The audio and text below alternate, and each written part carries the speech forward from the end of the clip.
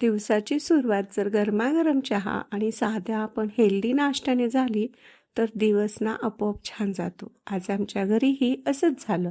विशेष म्हणजे नाश्त्यात काहीतरी हलकं, पोटभरीचं आणि पौष्टिक असलं की दिवसभर बघा कशी एनर्जी मस्त टिकून राहते. तर सकाळी उठल्यावर आधी सगळ्यांसाठी गोड गोड गरमागरम चहा बनवला.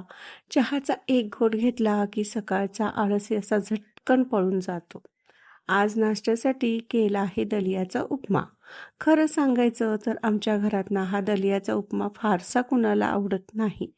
असू दे, कुणाला आवडो ना आवडो, तर आज हा हेल्दी नाश्ता मी बनवणारच. म्हणतात घरातले सगळे आज पुन्हा दलिया, असा प्रश्न तयारच असतो.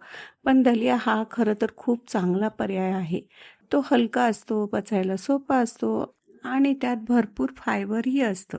पण हेल्दी खायचं असेल तर कधीकधी चवीसोबत आरोग्यालाही प्राधान्य द्यावंच लागतं. म्हणून बघा मी हा उपमा तयार केला. वरून मस्त अशी कोथिंबीर, लिंबू पिळलं की चव अजून छान लागते. आणि गंमत म्हणजे सुरुवातीला नाक मुरडणारे शेवटी शांतपणे प्लेट संपवतात.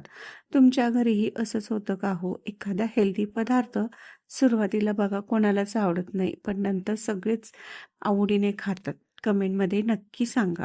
तर असा हा मस्त गरमागरम दलिया तयार आहे. रेसिपी तर तुम्ही पाहिलेलीच आहे, साधी सोपी आहे.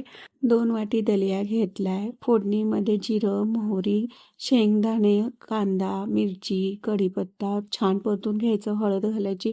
दलिया 1च मिनटं परतवायचं आणि लगेच त्यामध्ये तिप्पट पाणी घालायचं. 1 शिटी द्यायची मिडियम फ्लेमवर. झाला, तयार झाला मस्त गरमागरम नाश्ता.